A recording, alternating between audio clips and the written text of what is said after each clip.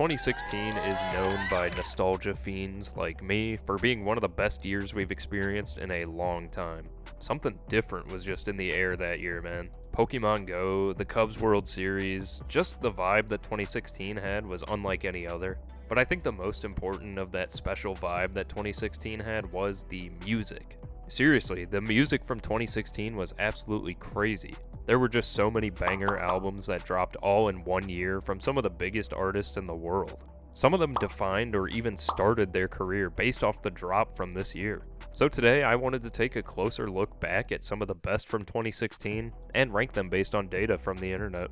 I found the 30 most popular and talked about hip-hop, R&B, or anything in between, albums or projects, and ranked them based on a few different parameters. First off, I didn't even include any of my own opinion in the data, so this is strictly the facts. Next, I used the classics, Rate Your Music, Music Board, Album of the Year, and Pitchfork scores, converted them to be all out of 10 this time, and then took the average. Finally, I took a look at some commenters' advice on my last video ranking all the big 3 albums, and decided to put in streams as a factor. So how does this work? First, I didn't really want them to weigh too heavy, but I wanted the albums that were streamed more to get a reward, so here's what I decided on. I took the total amount of streams for an album, then compared it to all other albums' total streams, and depending on how many albums it had a greater amount of streams than, it got what I called a streaming win percentage. For example, if there was an album that got like 4 billion streams, it would win 100% of its matchups and be converted to 1.00,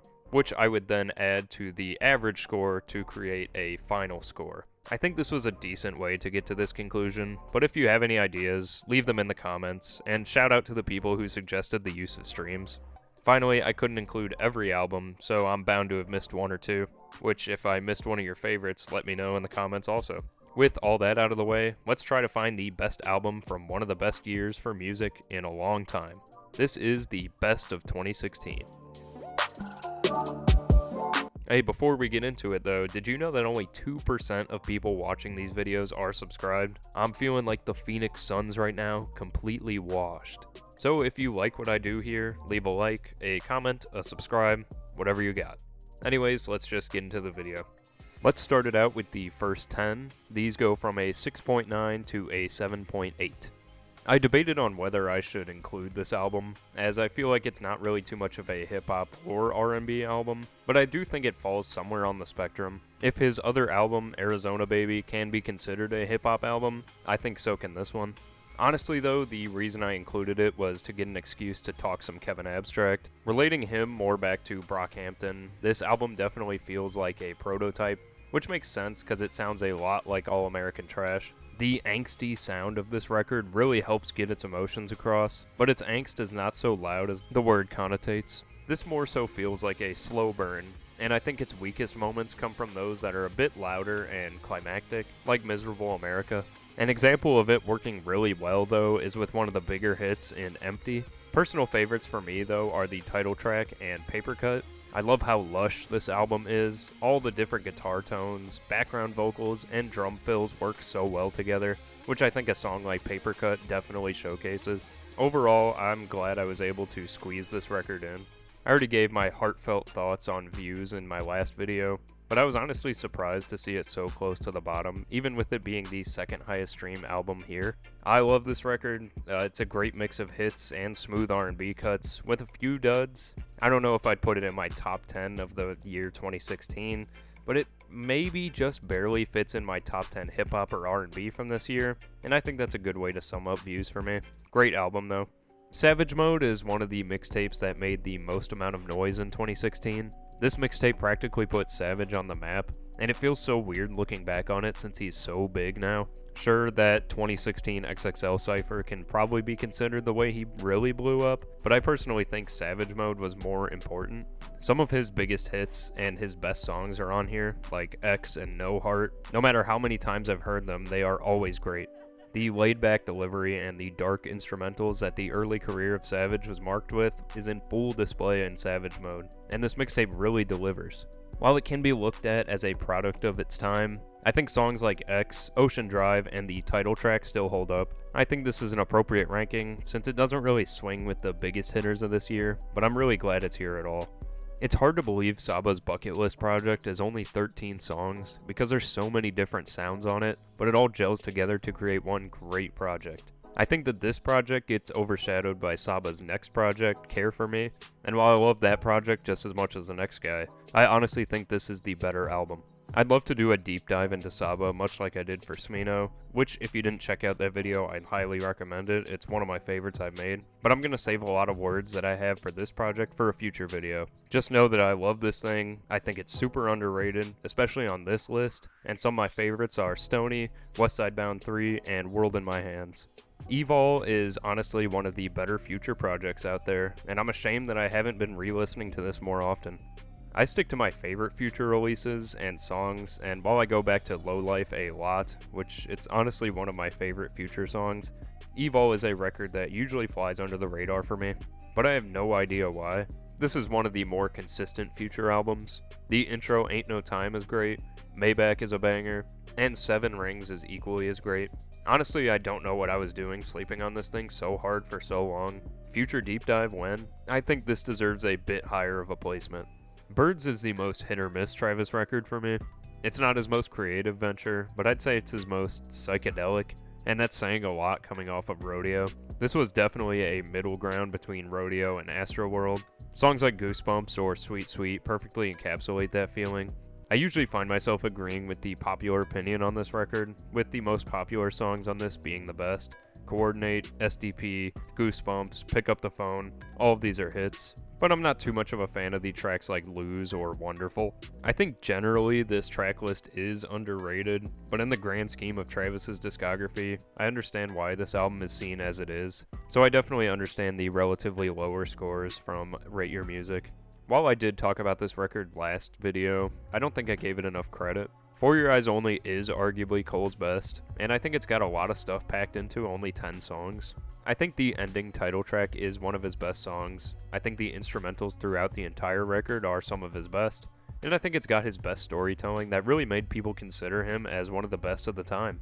Immortal, Deja Vu, Change, and the last track have great production. And while there are only 10 songs, it really makes the 44-minute runtime fly by. Again, I think the lowest moments are the two She's Mine tracks, and I know a lot of people aren't fans of Folding Clothes, but I think it's a good track. I think that 2016 is such a stacked year, but For Your Eyes Only has an argument for being one of the top 10 records of the year. I absolutely love Lil Uzi Vert vs. The World. This mixtape is so simple yet so effective, a true mark of what made this whole era of SoundCloud rap so good. I could do a whole separate video on the best of SoundCloud in 2016, but this record will just have to be the stand-in. So much fun in this track list. The intro Canadian Goose starts off with a high tempo, the alien synths, and the great Uzi flows, but the energy doesn't stop there. Money Longer is a mega hit, You Was Right is one of Uzi's catchiest songs, and the slower songs like Scott and Ramona hit so hard. This is my personal favorite Uzi project, and honestly I would rank it even higher. Surprised its streaming score wasn't any higher. Let me just start out by saying, this is not my bag. I'm a fan of cloud rap, but I go more in like a Black Cray direction than a Blade way. That being said though, I was pleasantly surprised on my first listen of this record. It's not the most groundbreaking album I've ever heard, but I do really get the love here. Songs like Love Note or Wrist Cry have a good mix of more traditional cloud and trap elements that work really well. I think my favorite here though is Missing Person, but I'd say generally I like the same amount of tracks that I didn't like here, which I was definitely surprised to say. Songs like Sugar, while I like the second half, are a bit too slow for me. Same with the outro Skin. I like the concept, but if you aren't too into Blade's delivery, you won't really come away liking a song like this. I see the love, and this was definitely one of the Blade projects that I've listened to that I found myself connecting with the easiest, so maybe I'll give it some more love. For now though, I get the ranking. Starboy was pretty much inescapable in 2016. There are like 5 different songs on this album that were literally everywhere, and honestly I'm not too mad. Starboy is not one of The Weeknd's best albums. It feels like a weird middle child between the trilogy and the After Hours era that's going on. This is Abel's full shift into radio hits, and most of them really do hit. Party Monster, All I Know, True Colors, Rockin', all of these are certified hits, and that's not even counting the actual hits on here. Stuff like the title track, Die For You, and I Feel It Coming. I love what this track list does. I just think there are better Abel projects out there. An appropriate ranking.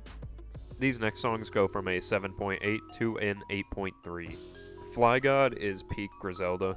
One of my favorites from Westside Gunn. Fly God does exactly what I want his albums to do. It's luxurious, it's hard, it's produced amazingly, and there's not a single weak track on this album. It's definitely brought down by its surprisingly low streaming score. So many people have a lot of love for Westside Gunn, so I thought Fly God would be a little more appreciated, and there is a lot to appreciate here. With 18 tracks and an hour of runtime, there isn't a minute of it wasted. I know some don't really dig the repetitive nature of the production, but honestly, every track feels so appropriately timed. Omar's Coming, 55.5, Albright Knox. These are the lower ranked tracks on this album, and I think they're just as great as everything else here. Every feature on here is perfect as well. There isn't a single weak verse throughout the whole track list. Definitely makes my personal top 10. My favorite tracks on here are King City, Bodies on Fairfax, and the intro Dunks. Imperial expertly laid the groundwork for Taboo, my favorite Denzel Curry album. But that doesn't mean that Imperial is just diet Taboo though, but it does a lot similar. He uses a lot of similar flows, gets just as introspective, and comes through with just the same amount of energy. What makes this so impressive is the fact that he does this all in just 10 tracks. The production on here is just peak trap. Honestly, some of the beats go harder than a lot do on Taboo. Knotty Head, ULT, and This Life each bring a different kind of vibe that hits just as hard. The cloud rap elements on here bring out a lot, adding as a great accent. Personal favorites on here are Zenith, This Life, ULT, and Story No Title. If you don't already know, I am a huge Mac Miller fan, but I think The Divine Feminine falls towards the middle for me in his larger discography. Definitely a beautiful and cohesive record. The themes throughout this thing are so well explored. However, for being only 10 tracks long, some of them still end up getting lost in the theming and the best moments of this record. While Stay has its love, coming off of Congratulations and Dang does not do it any favors. Same with the 3 songs that come after Cinderella. It makes the other tracks sound too sleepy in comparison.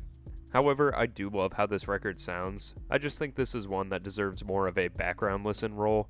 Mac's jazzier side comes through in spades here, and it creates an interesting, easy listening experience. Good record, and I think the placement works well here. I know Blue Lips got a lot of love this year, but there's really no beating the Blank Face LP for me.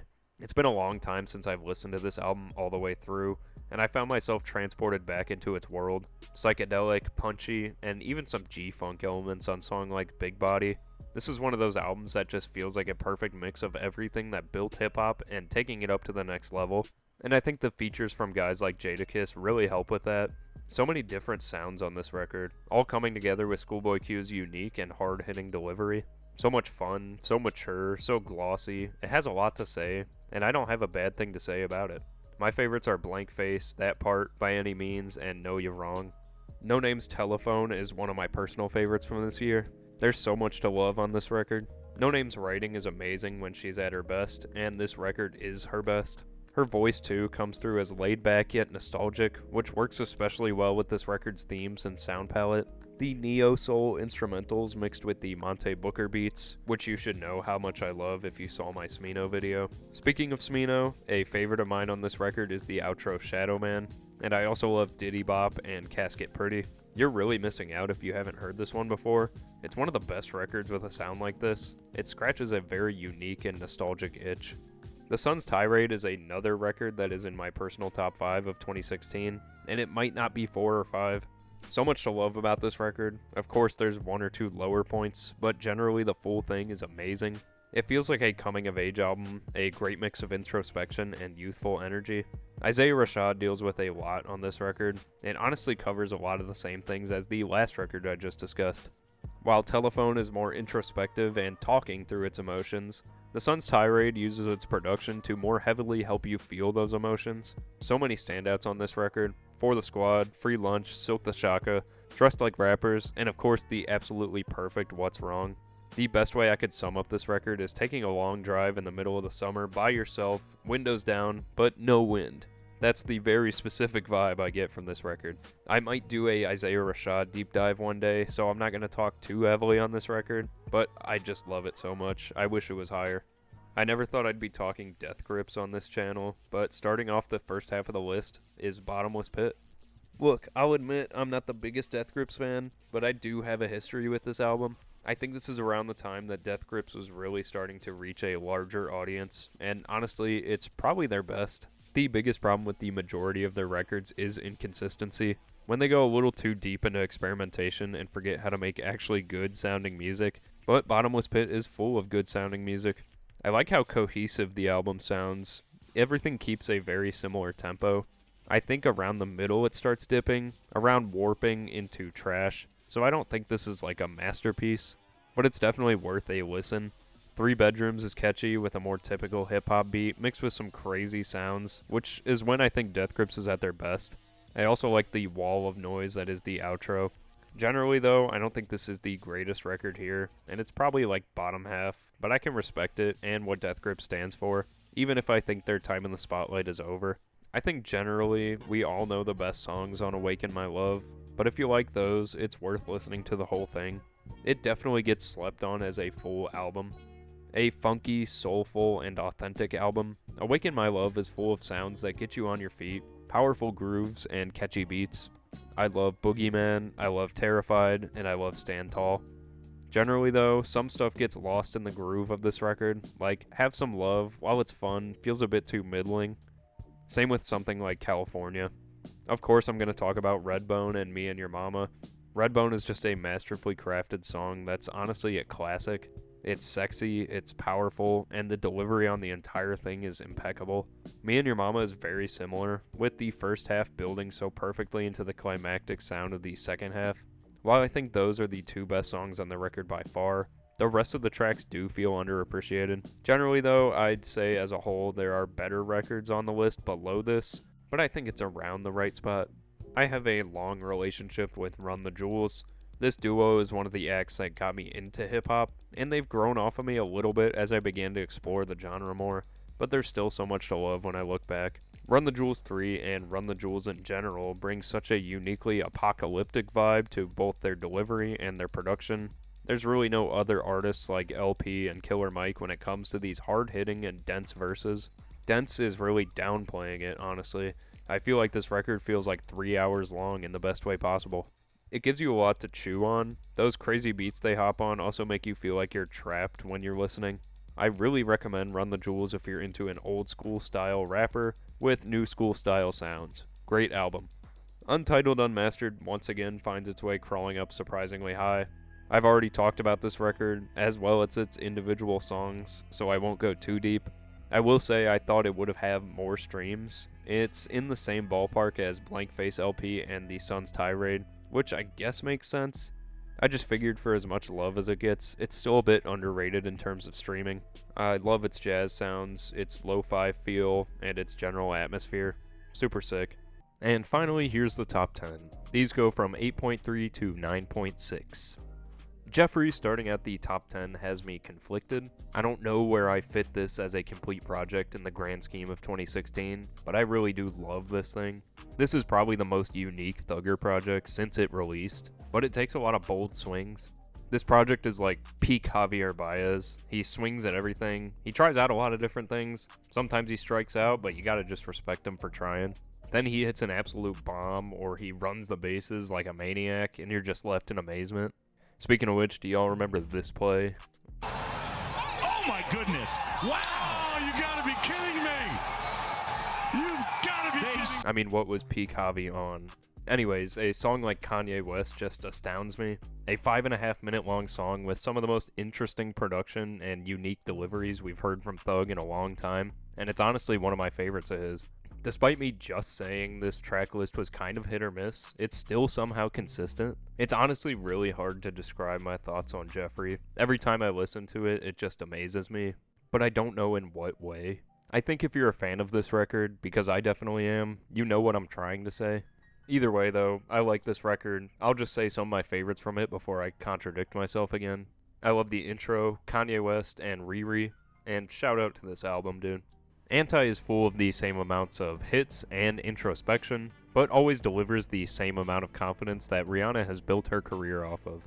The whole project has beautiful moments and powerful bangers, but it's never jarring. The whole record flows together perfectly, creating one of the best R&B experiences in a while. It's also a huge hit parade. I forget just how many songs on here are absolutely huge. Work, Needed Me, Desperado, Love on the Brain, all of these songs dominated back in 2016. The quote-unquote deeper cuts on this thing are just as great. The intro Consideration with SZA has them going back and forth with the same amount of confidence, then following it up with James Joint as a sort of interlude. Shout out to Woo with the almost industrial trap instrumental and distorted vocals. My personal favorite, though, will always be Love on the Brain. It's a great twist on some classic melodies that really define everything great about Anti and Rihanna in general. Great record, definitely deserves its spot in the top 10. Coloring Book has been the album I've had on repeat the most in preparation for this video. I feel like Chance's career is in such a weird spot right now. Obviously, he still has his fans, but his mainstream attention pretty much just disappeared after the bomb that was The Big Day.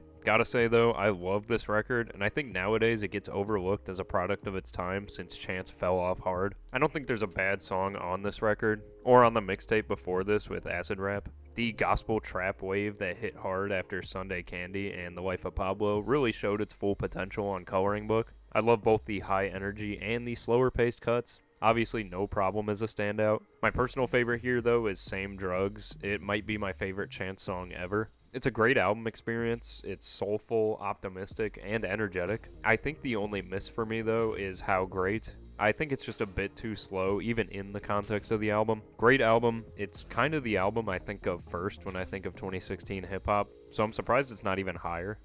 I can't even remember the last time I listened to the majority of the tracks on Malibu, so going back to this record was a great and fresh experience. Some of the smooth and groovy cuts on here that Anderson .Paak creates stay in your head for so long that it makes me surprised I ever forgot about this album. It was like that Ratatouille thing where the dude eats the meal and he has that flashback. That's what listening to this is like. It's a masterclass in modern neo-soul. What Anderson .Paak does here really defined the rest of his career. It almost feels like a medley of everything that artists doing neo-soul right now do best. From the samples from Hiatus Kaiyote on Without You, the outro with Talib Kweli, and the jazzy explosion that is Heart Don't Stand a Chance. Malibu earned its spot back on rotation after a re-listen, and I love every moment of this album. Favorites are Am I Wrong, The Waters, Heart Don't Stand a Chance, and Celebrate.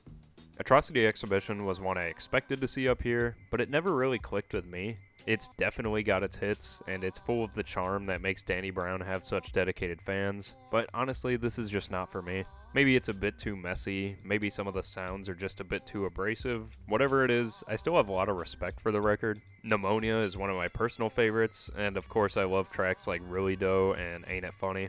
And another shout out to Kalula on From the Ground. Nothing else really does a lot for me. I respect the sense of humor this record has, and the unique deliveries and sounds all over this thing, but that doesn't mean I go back and listen to a song like Get High all the time. A record I see love for, but personally I would rank it lower. Solange's A Seat at the Table is another branch of the modern neo-soul, the direction opposite of Malibu, where Malibu focuses on freeform, flowy, up-tempo rhythms and catchy melodies. A Seat at the Table takes its time to wrap you up in its beautiful, lush, and butter-smooth atmosphere. From the intro in Rise, Solange's voice takes center stage, accompanied only by the bare minimum of live instrumentation, until her voice causes a beautiful crescendo. That's where this album is at its best. Slow build-ups into massive crescendos of voice work and instrumentation. A song like Where Do We Go or Scales shows that very well. The other side of this record has smooth R&B cuts like Don't Touch My Hair and Borderline. Then you get a song like Don't Wish Me Well, which takes both of these styles and blends them together perfectly. This whole thing is full of beautiful moments. I can't say enough good things about it. While I think it's a very close race, I like her next record, When I Get Home, just a bit more. But both records do something absolutely amazing in the genre. This record works as so many different things and works so well at doing them. It works as a reflection on the success and career of Tribe. It works as a tribute to Fife. It works as a reflection on the current political state, a send-off, a passing of the torch to the new artists of our generation. Everything this record sets out to do, it does very well, while still not skipping a beat or sounding out of place in the larger context of Tribe's discography. In fact, this record has some of my favorite Tribe instrumentals ever on it, like on Conrad Tokyo or Disgeneration. It keeps the smooth momentum that Tribe is known for. The massive amount of features on here never feel out of place, and everyone contributes extremely well. It's a very dense 16 tracks. The majority of tracks here are around the 4-minute mark, but never feel like they drag. This record is just an amazing way to end out the career of a legendary rap group of visionaries. Into the top 3, we have Lemonade. Admittedly, this was the first time in a long time that I've revisited Lemonade, and I found myself very pleasantly surprised. My Beyonce bag is not that deep, but I can say that Lemonade works very well coming off the self-titled record, and works especially well looking at it in the grand scheme of her discography. Through only 13 songs, Beyonce creates a very cinematic and emotional experience, detailing a lot about the men in her life. The cinematic feeling is set up extremely well by the intro Pray You Catch Me, a slow-burning introduction to get you into the record that's full of climactic highs. One of these is Don't Hurt Yourself. The distorted vocals and instrumentation are just so angry and explosive. I also really love Daddy Lessons, Freedom, and the biggest hit in Sorry. My personal favorite though is Love Drought, which I think is a perfect mix of classic and modern Beyonce. With acclaimed as Beyonce is, I really don't see as much love for Lemonade as I used to back in 2016. And I know this because I haven't listened to it much since then. Definitely worth the revisit, and definitely deserves number 3. And at number 2, we have The Life of Pablo. Full transparency, this is my favorite Kanye record, personally. Just barely beating out The College Dropout. While it's definitely a bit messy, it's got the most amazing highs in his career. I think this record explores the themes that he's explored in every record from here. Fame, family, religion, but through a completely different lens. With The Life of Pablo, Kanye is at a crossroads. While unfortunately this record seems extremely bittersweet with how much of a bad path he's gone down these past couple years, it's really showed how insanely of a complicated state he was in while still sounding amazing. Some of my favorite tracks of his whole discography are on here, like Ultralight Beam, Father Stretch My Hands, or St. Pablo. And even the sleepers on here are unique and great in their own ways. My description is really underplaying just how much I love this record. I could literally probably teach a whole 16-week college course on this album. If you ever want to see a deep dive on this thing, let me know. I would gladly do it. It's an amazing record. And finally at number 1, you may have expected this, you may have not, but it is Blonde. This is easily the best record of 2016. Sorry, but honestly, it's not even close for me. It's debatably one of the best records of that decade, and might be one of the best R&B, or whatever genre, records of all time. A beautiful record in every sense of the word. It's really hard to describe just how perfect of a 10 this thing is. Frank's ability to make heart-wrenchingly relatable songs with some of his best instrumentation from such a hollow record is amazing. Blonde has been in non-stop conversation for 8 years, and it still leaves us begging for more from him, despite never getting old on its own. Definitely deserves its spot. I can't say enough good things about it. Just take all the praise I've given for every other record and put it onto here. Blonde probably does it. Perfect album, great record, the best of 2016. Thanks again for watching, guys. Shout out to like the 13% of you guys who watch this part of the video. Yeah, I don't really know. I don't really have anything to say. To be honest, just thanks again. Crazy support on the last video. It's just insane. Just crazy support in general for the channel, and I really appreciate it. Yeah, last month I was a little slower on making videos, just pretty busy, but I'll definitely be back on the grind. That Cardi Uzi video's next. I'm gonna try to do the SZA video as soon as I can, and then I got a lot of great ideas coming up. A lot of fun ideas. I wouldn't say great ideas, but yeah, stick around. If you watch this part, I don't know, leave who you think is gonna win the finals this year, I guess. I don't know. I don't know who I think's gonna win, but I'm kind of rooting for SGA and the boys. Yeah, I think they got a good team. Either way, though, probably gonna be the Nuggets. That's my thoughts. Anyways, thanks for watching. Bye.